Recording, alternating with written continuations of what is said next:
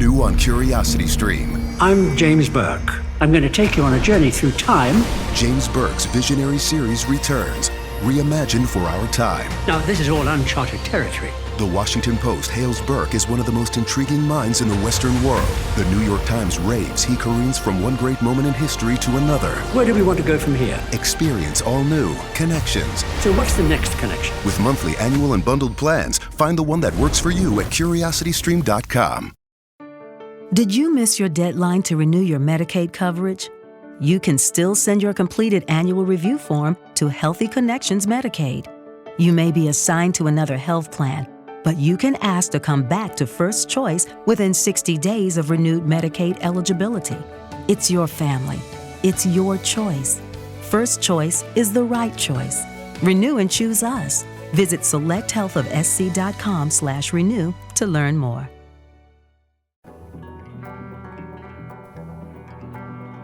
Welcome to Pretty Lies and Alibis. Join us as we seek the truth and travel the long road to justice.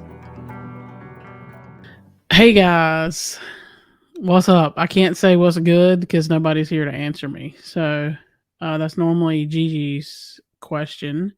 I am riding solo because she is taking care of her family.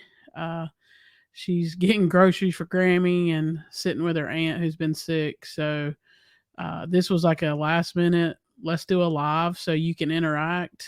We're going to close out this Gabby Petito case tonight, finishing up the Moab report. So next week, big thing in our poll, we did what would you like to hear, and serial killer stuff was number 2. So next week, we are starting our serial killer series with the case of the Night Stalker.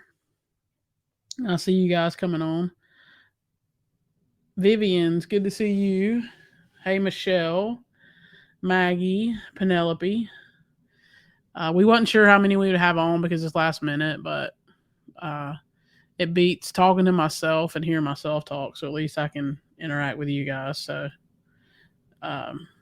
anyways, so also don't forget tonight on ABC 2020 is a new thing on the Daybell Vallow stuff, and the stuff that they put out already seems to be really good. So we're excited about that, and we'll have that breakdown for you next week.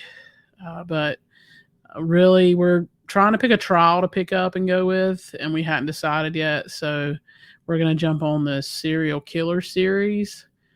Like as a Night Stalker, that was a big one. So hello, Diane, Julie, Pam, Jenny.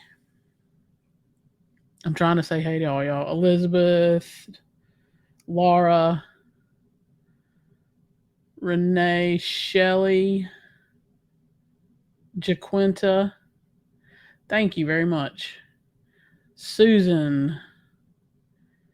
Yeah, Gigi's good. She's just running around with a chicken with, like, our saying here is like a chicken with your head cut off. Hey, the Ann Rose, Kimberly, Quinn, Rose, Rena. I'm glad you got to catch us live too. Leslie, Elizabeth. So the beach is going to hit, our coast is going to get hit with more, we think, than here, just because they have more moisture in the air. So I would be good with getting what we got the other day. But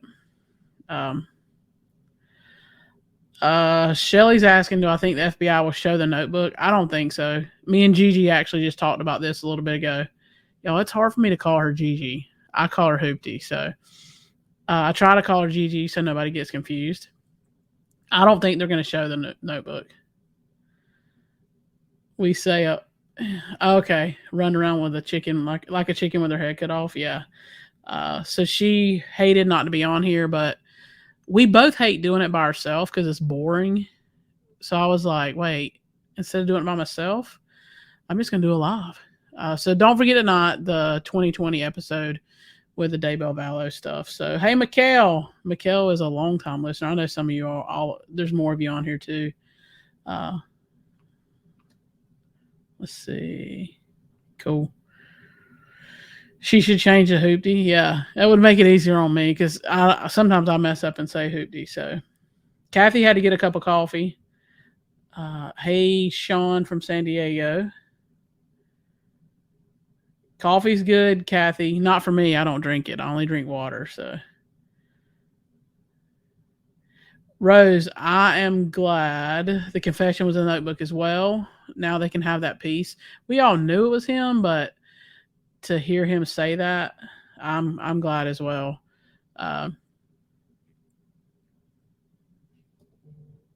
Yeah, I don't think we'll see anything he wrote at all.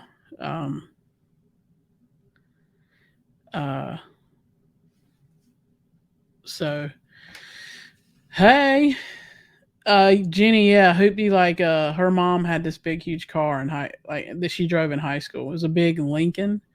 So, yeah, that's where she got it from. But Gigi is what we call her, so I don't want to get anybody confused. What's in the notebook? I didn't get the update. So, FBI released, and they said, one of the things they said was, we've got it on our social media, by the way, but they said that he did admit to killing Gabby in the notebook, and that's all they really said about that. No, I never doubted it was anybody else but him. Because if I was innocent, I wouldn't have reacted the way he did. Sharon, the notebook had been in water, but evidently they were able to pull stuff out of it. I know for me, because we go hiking and stuff, there's certain paper you can buy that withstands some water. So I don't know if that's what it was, or they were just able with their forensic stuff to pull off.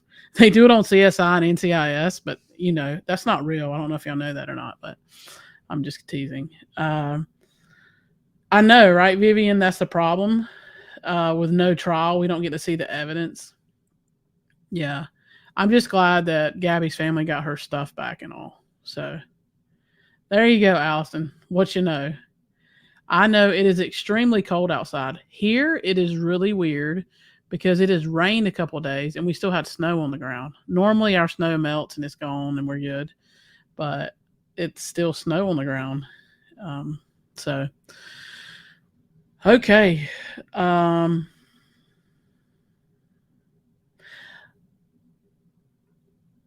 just trying to make sure I answered your questions.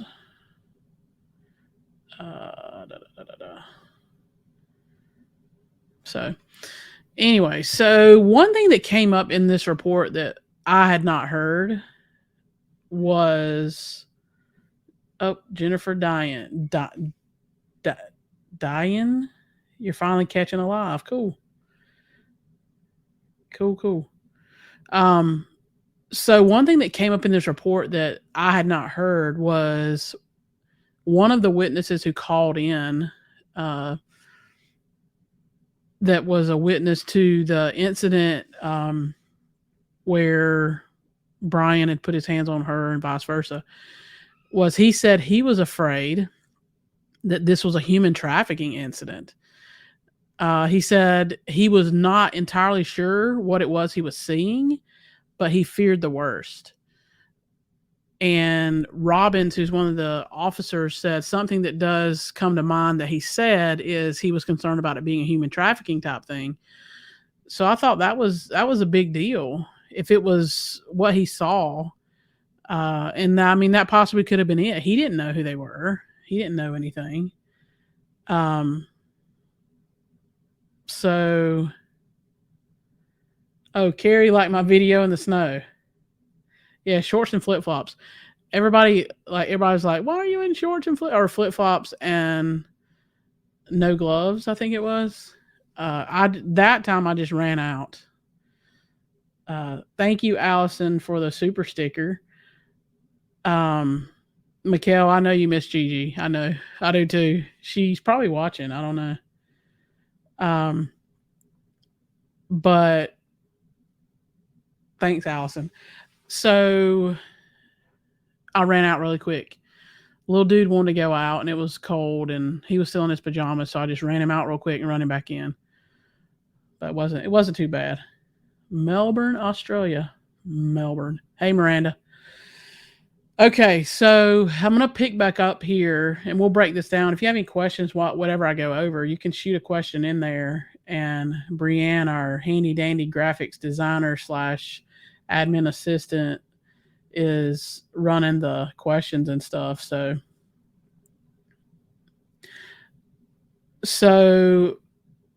little dude is Atticus. It's my best friend's son.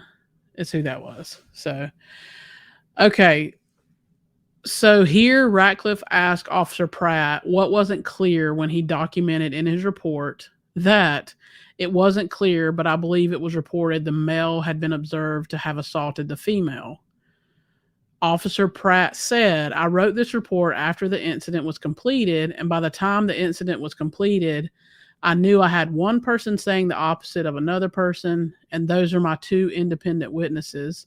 So to me, that's why I would have written it wasn't clear. Ratcliffe clarifies with Officer Pratt that the statements made were clear, but what actually happened wasn't. Officer Pratt said again, when his report was written, it still wasn't clear to me because I had two witnesses saying opposite things. So therefore, I don't think it could be clear to the reader. And we've talked about it, going back and forth, that the witnesses said this and then the officers interpreted something else. So Ratcliffe, let me make sure you didn't have any questions. Hey, Tracy, Utah. I want to go there. It's really cool. Snow, Kim. Hey, Kim. Miranda, I am solo. Gigi is taking care of her family. So instead of me talking to myself, at least I get to interact with you guys a little bit, which is cool. We like doing that. Hey, Tracy. I might have told you hey twice, but so Ratcliffe asked Officer Pratt how he came to the conclusion in his report that nobody reported Brian struck Gabby, because that's a big deal. Officer Pratt said he spoke to Brian, Gabby, and no one reported this. Officer Pratt said by the time he was able to write his report, he recalled that he had 3 people all stating the opposite. Pratt said in order for him to get access to the dispatch audio from the original caller, that information had to be formally requested and would take time.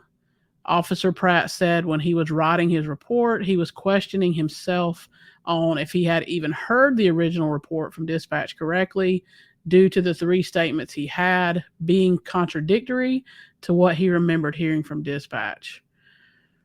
Like, we all shake our head now, looking back. Carrie, we don't think that anything in his notebook will ever be published unless the family were to do that, and I highly doubt it because I know they're seeking to get that notebook back. And I don't know if the parents will ever be charged either. I don't know. I guess unless there's no proof that shows that they knew anything, I don't know. Hey, Becky. Like, we look at this stuff and we're like, wow, what's the big deal? Like, why are they not charging them? And because we know it, we know everything, basically. I mean, we see what happened.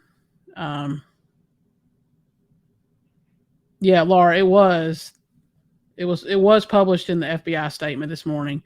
And that was one thing I was going to go over that I forgot. I got talking to y'all and I forgot. So the FBI released this statement. All logical investigative steps have been concluded in this case. The investigation did not identify any other individuals other than Brian Laundrie directly involved in the tragic death of Gabby Petito. The FBI's primary focus throughout the investigation was to bring justice to Gabby and her family. The public's role in helping us in this endeavor was invaluable as the investigation was covered in the media around the world. On behalf of the FBI, I want to express my deepest appreciation to the public for the thousands of tips that were provided during the investigation, and to our local, state, and federal law enforcement partners for their work throughout this investigation. And that was huge. Like, finding where her body was huge because those people had it on video. They saw the van. So, hey, Sarah. Sarah, I just saw a comment you made on our Facebook a minute ago. I don't forget what it was about. Good day. Lee, are you in Australia? Isn't that a good day? Isn't that an Australia thing?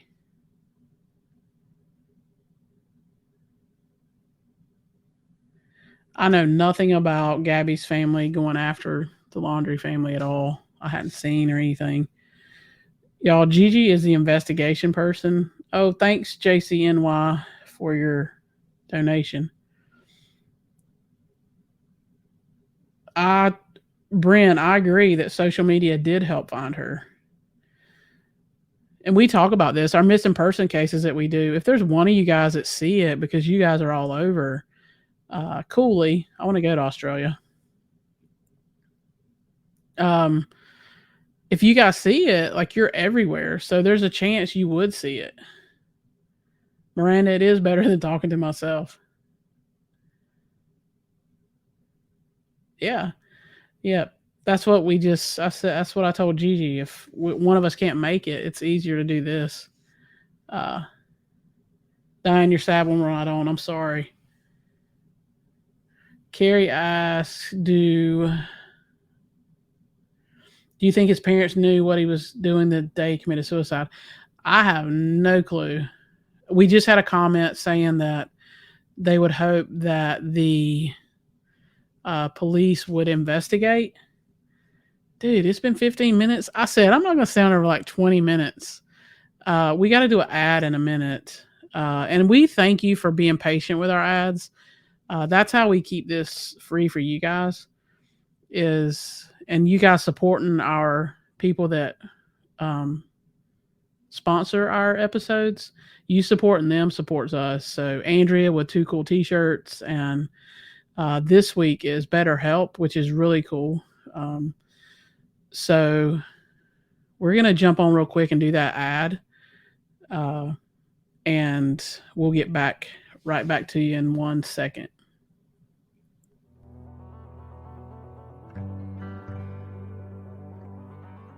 Now it's time to feature our paid sponsor for this week, BetterHelp. That's BetterHelp, H-E-L-P. They're there to do just that, help. Are you battling with something in your life that is interfering with your happiness? BetterHelp is there for you. If you're looking for a safe, reliable, and healthy environment to share and work through your struggles, BetterHelp can help you. With BetterHelp, you're able to meet with a licensed professional therapist weekly via video or phone call. You can send a message to your counselor anytime and know that you will get timely and thoughtful responses back. This is a worldwide service that is affordable, convenient, and completely secure and confidential. BetterHelp's licensed professionals are specialized in depression, stress, anger, family conflicts, anxiety, relationships, even sleep, and so much more. We visited the BetterHelp website, and it is laid out perfectly. It's very easy and stress-free to navigate. On the homepage, it asks what type of therapy you're looking for, and it lists for individual, for couples, or for teens. BetterHelp truly wants to help individuals and families work towards a healthier and happier life. And that's what the Pretty Lies and Alibis team wants for you. We want you to start living a happier life today. As a listener, you'll get 10% off your first month by visiting our sponsor, BetterHelp, at betterhelp.com/whattheworld. Join over 1 million people who have taken charge of their mental health. Again, that's BetterHelp, HELP.com/whattheworld. Thank you. This ad has been brought to you by BetterHelp.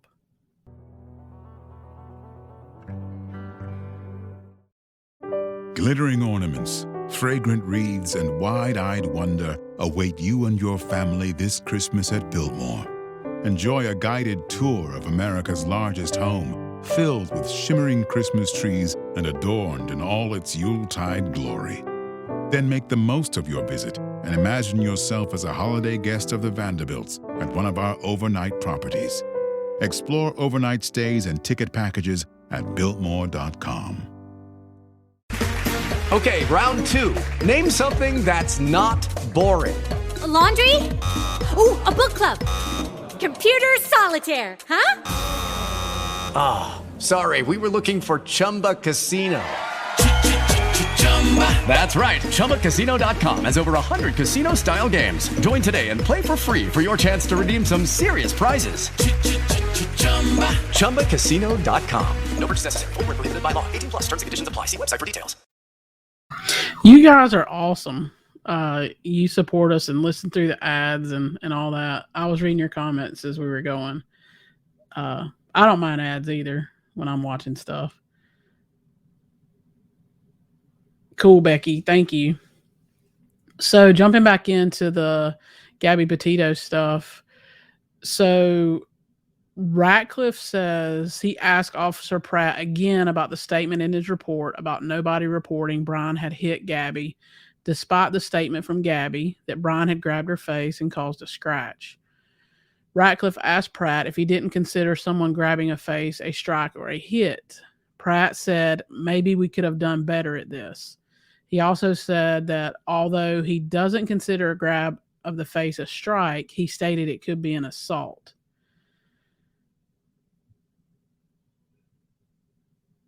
Carrie, I'm sorry, I'm reading your... yes, we will pack up and go to Australia. I'm in. My cousin lived in Sydney for a while. I never got to go see him, though, so... the notebook will be released back to his family, is what we're thinking, Bryn. And they'll decide whether it's, if it's seen or not. I don't think they'll ever release anything with it. That's what we were talking about earlier. Somebody commented that without the trial, you don't get to see all the evidence, and it's true. We only get to see what they release, so. Thanks, Lee. And I totally agree, Sarah, that hindsight's 20/20. And the officers released a statement in this report, not really a statement, but in this report, he says that he has kids and he feels horrible. And I did see in the statement, it said that, so Pratt and Robbins were the only two officers on duty. That in that area, the population's like 5,000. And they only had two officers that were on duty, so they were covering all the calls. And that the population out there with tourists is like really, really high. So that was an issue as well. We know that a lot of places are short-staffed, so... So Pratt said he only recalls Gabby replying, I definitely hit him first, which she said she hit him first. But after this response, Pratt asked Brian if Brian hit her, and Gabby replies, I guess, but I hit him first. So there we do have Brian hitting her. When Gabby describes the violence against her, the only thing she ever describes is her face being grabbed. Regardless of whether or not there is confusion on what is being called a strike or a hit, Pratt acknowledges that Brian caused injury to Gabby by grabbing her face, and Gabby interpreted being hit as having her face grabbed. So let me make sure I'm getting all these. Thank you, Kimberly. It's nice to... I don't see you, but I see your little photo. I'm glad you made it. Some of y'all have never made a live, so that's cool. Gray Hat Jen asks, do you know if he listed on all the regular places? I don't know what you're talking about, Gray. I'm sorry. I probably missed something above. Musia missed. You made your first live. Cool.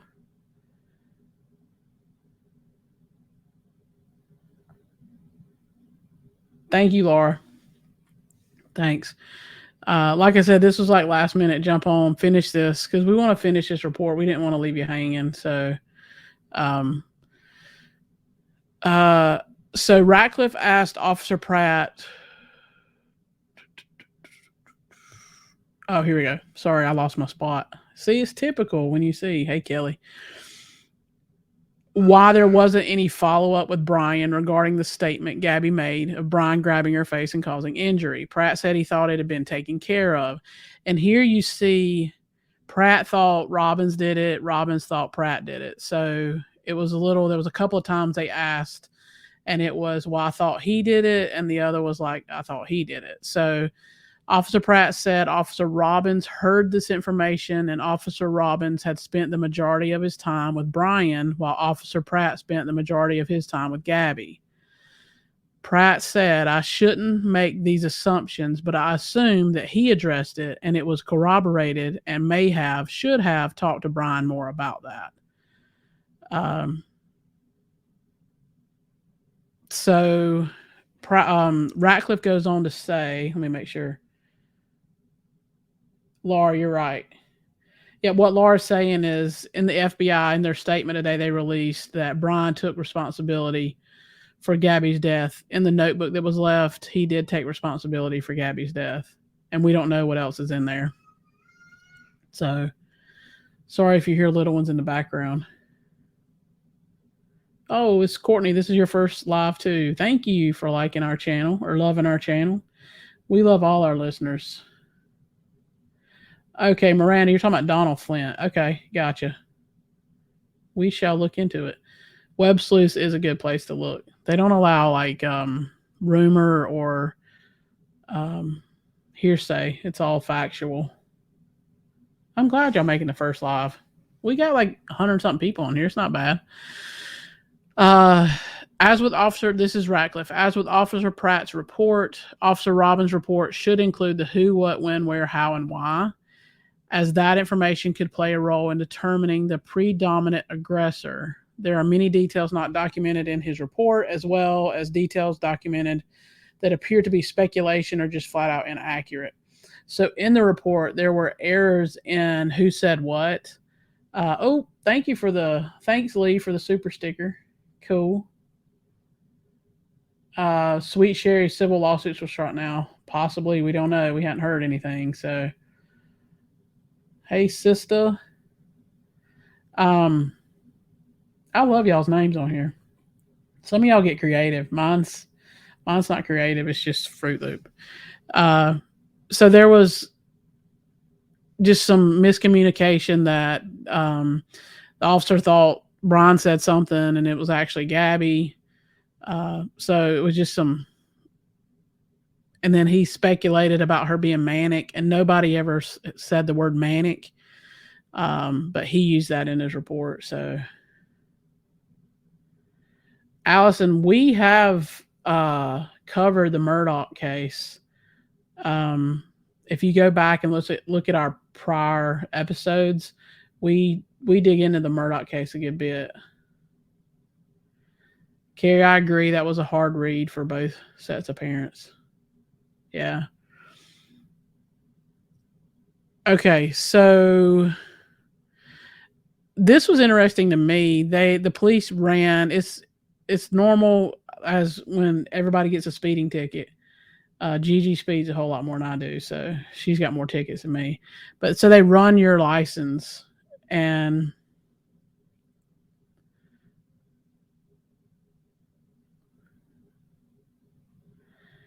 yeah, Hannah, I still can't agree with the report. The initial report was a witness reporting Brian hitting Gabby, not Gabby hitting Brian. Victims usually blame themselves, and the police should have known that. Yeah, and I think what's good about this is there's going to be some extra training for domestic violence things and calls and cases that will help sort things out, and something positive can come out of this. And we know Gabby's family has pushed and done a lot of things so her death isn't in vain, that something can change. That's important. It's tragic. Like, as tragic as this is, it would be more tragic if nothing changed out of it. And we're hoping that officers can be trained more in domestic violence and how to spot things and everything. So jumping back just really quick, I'm going to finish this up. So then I'll take your questions if you want. I'll try to answer some things. So through dispatch, they ran Robbins asked dispatch for a 29 check by name and date of birth for Brian. Dispatch returns and states they are unable to find anyone with that name and date of birth out of Florida. I'm guessing they hadn't changed their license over. I don't know. So he then asked for the same thing on Gabby. Officer Robbins, and this is important, and this is a learning thing here for this officer. We know he was young. Officer Robbins misheard Gabby's last name and misspelled it. He read the incorrect letters back to Gabby, and she didn't correct him, and maybe she didn't hear him. The last name was relayed to dispatch as being Petito instead of Petito. So when he asked dispatch to run Gabby out of Florida, dispatch relays back to him that there was no driver's license found. But the big thing with that is because of the misspelled name, if there had been a protective order under her name, there's a chance that they wouldn't have found it. So that's kind of a big deal. But this case, this is a heart-wrenching case that was tough to watch. And we pray every day for healing for both families. I can't imagine what Gabby's parents went through. We just hope that just something good this is like this was a world case. Like, it was all over the world. So hopefully agencies and police can get better training and know how to spot things. And if some of y'all just jumped on at the beginning, I was talking that the witnesses to what was going on, one thought it was possibly a human trafficking deal. It was that bad. I'm just going to read just part of this conclusion, and then I'll take your questions. So Ratcliffe says, there is one thing I would like to point out that I believe is applicable to this case as well as many domestic violence cases. Just because Gabby was determined to be the predominant aggressor as it is related to this incident doesn't mean she was the long-term predominant aggressor in this relationship. Oftentimes in cases of domestic violence, the long-term victim gets to a point emotionally where they defend themselves or act out in such a way where law enforcement is summoned.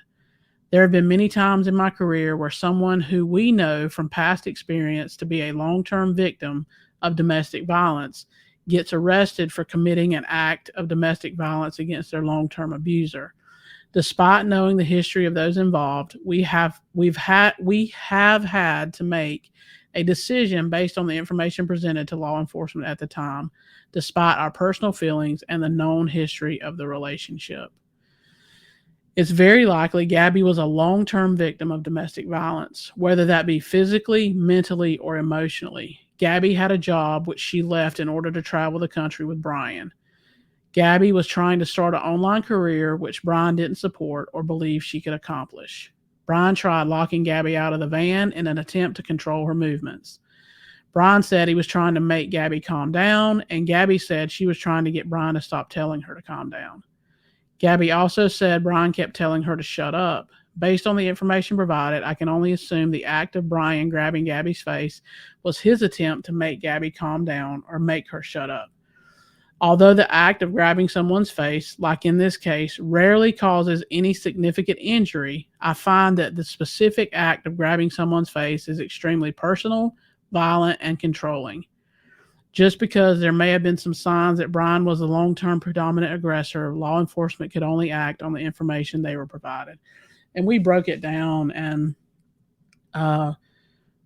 looking back, just what we said, and you guys are commenting now, talking about understanding what exactly is happening. Hannah, Gabby was not the predominant aggressor. That's a mistake law enforcement made. And yeah, we agree that she was clearly, he put his hands on her. She was just defending herself. But in wrapping this case up, we just hope that good can come out of it, because her life was taken too soon and it shouldn't have been. Beach asks, what is my personal feelings about Brian's parents.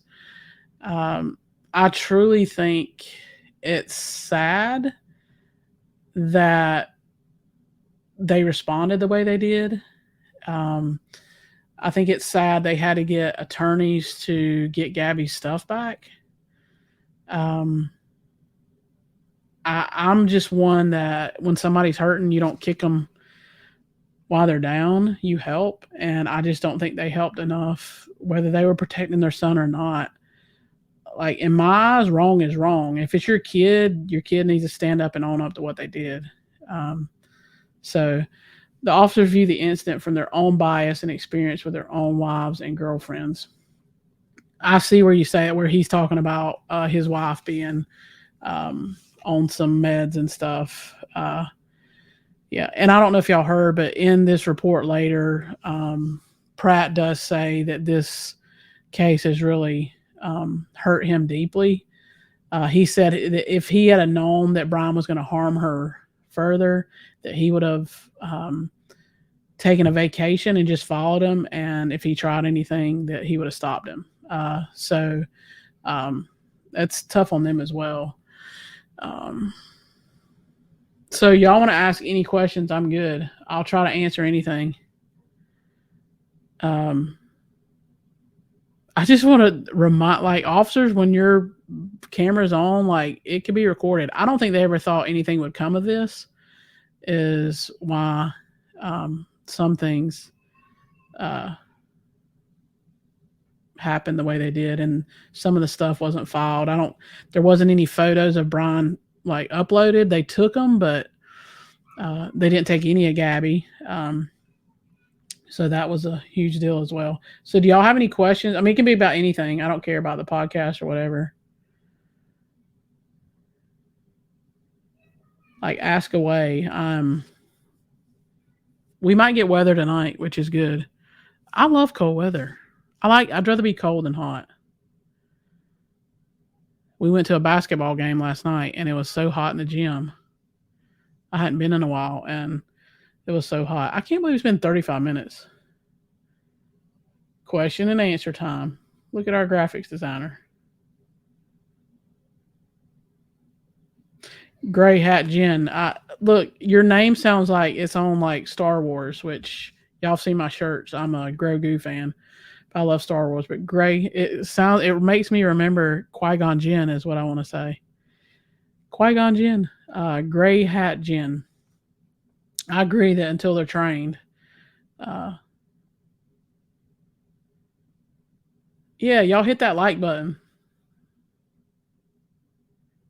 I be me. Hey, what do you know? Yeah. I covered that in the beginning. It was weird. I had to ask myself that, and then I didn't know. Sarah, it was 27 below in Minnesota. I'm down, but that is like, you can't let your skin show when you go outside, right? I lived in West Virginia for a while, and there was days we couldn't go outside. That is my Too Cool. Let me see which way I move. That is my Too Cool pillow. It's a really cool pillow. It's like perfect. It's so comfortable when you lean on it and stuff, like propping on it or whatever. 20 degrees here in Maryland. I've got family in Maryland. It's your forensic genealogy nickname. Cool. I do a lot of genealogical stuff too. Sarah, that's without windshield? Oh my goodness. Carrie, who got to keep it's a tragedy that the notebook will probably never be released. It could be a learning experience. Yeah, I agree. His parents are trying to get the notebook. That's all I saw. And yeah, they were young. I don't think they had that much stuff, but I know in people who've passed away in my family, I treasure anything I can get. So I just think it's sad that they had to fight to get it. Like, I would be willing. Allison, like you and Hoopty's idea to do video signs of distress people can make in domestic. Yeah, we're working on that one. So you can spot it. And can you imagine? Sarah's got your shirts ready. You're making one for your son. Cool. You'll love it. Andrew and them do an awesome job. 2 cool t-shirts. Lee's 80 degrees there. Oh, you had a tsunami. I didn't know that. I'm bad about checking the news sometimes. Sometimes I get caught up in crime.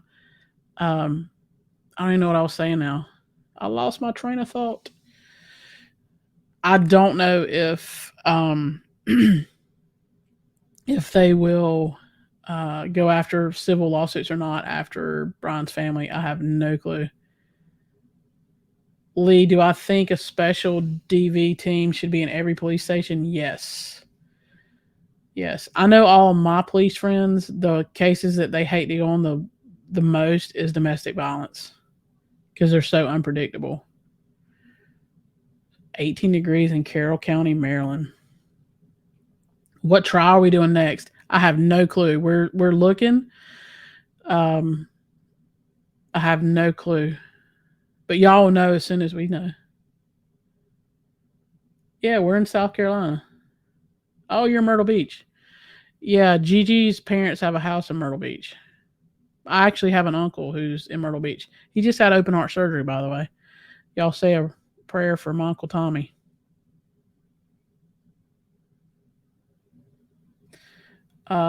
Karen, did you see the FBI said Brian sent fake text between his and Gabby's phone after she died? Yes, we did say that. I bet that's why it was hitchhiking to put distance between the phones. Could be. What do we think about the Chaz verdict? Oh, we did a podcast on it last night. Oh, from the Philippines. A.A. Laurent. Yeah, that trial was crazy. It was crazy, that trial, because all the evidence pointed to him and then they didn't really have a defense. Kimberly. Oh, cool. You're a therapist who works with domestic violence victims. Cool. Hold on. I got a cough, guys. I got a tickle in my throat. Thank you, Paula. Yeah, tonight's 2020 is going to be good. There's some new information on there. Adam Cox is on there. He's really cool. Yeah, I think they've already said that. I know the one we shared it on our page that he said his mom has spoken to Lori, and his mom says that she's the same old Lori. Like when she talks to her, she can't tell any difference. So, and we are going to cover one day this week the new filings. Is she competent? Is that what the filings are about? We don't know.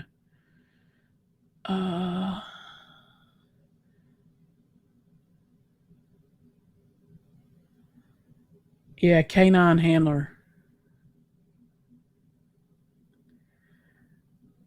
At the end of the Pratt talking to the other police, he says, "Let the public judge my decision when seen." 12 degrees in Massachusetts. You guys are awesome. I like talking to y'all. Gigi, we've got to do lives from now on. When we're by ourselves because it's a whole lot easier. 12 degrees.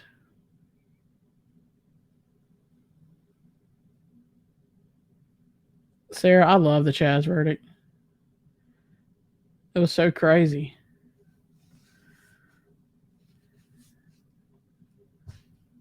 Crazy. Got any more questions?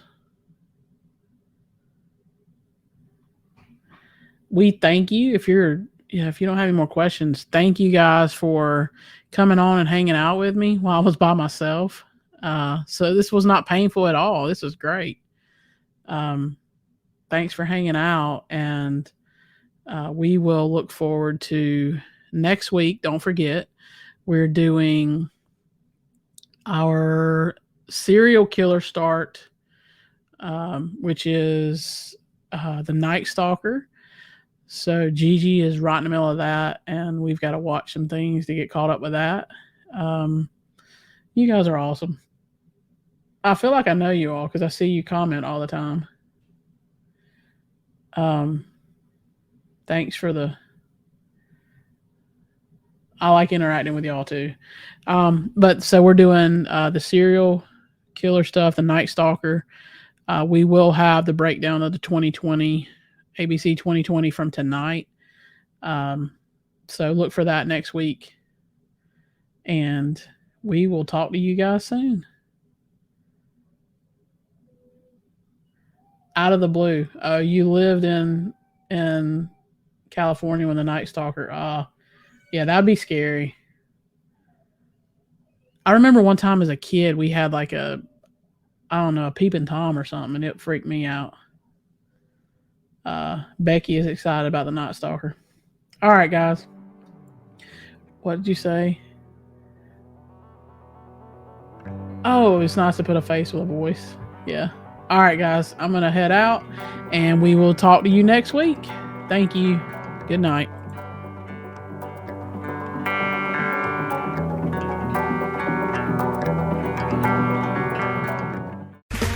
Okay, round 2.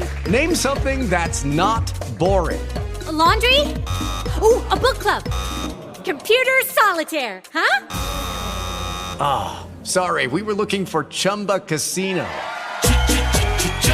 That's right, ChumbaCasino.com has over 100 casino-style games. Join today and play for free for your chance to redeem some serious prizes. ChumbaCasino.com. No purchase necessary. Void where prohibited by law. 18+ terms and conditions apply. See website for details. Wells Fargo presents one of the surest ways to grow your money. A Wells Fargo CD account, where you can earn a 5.00% annual percentage yield on an 11-month term with a minimum opening deposit of $5,000. Visit a Wells Fargo branch or wellsfargo.com/CD rates to open a CD account and start growing your savings with us. Wells Fargo Bank, N.A., member FDIC.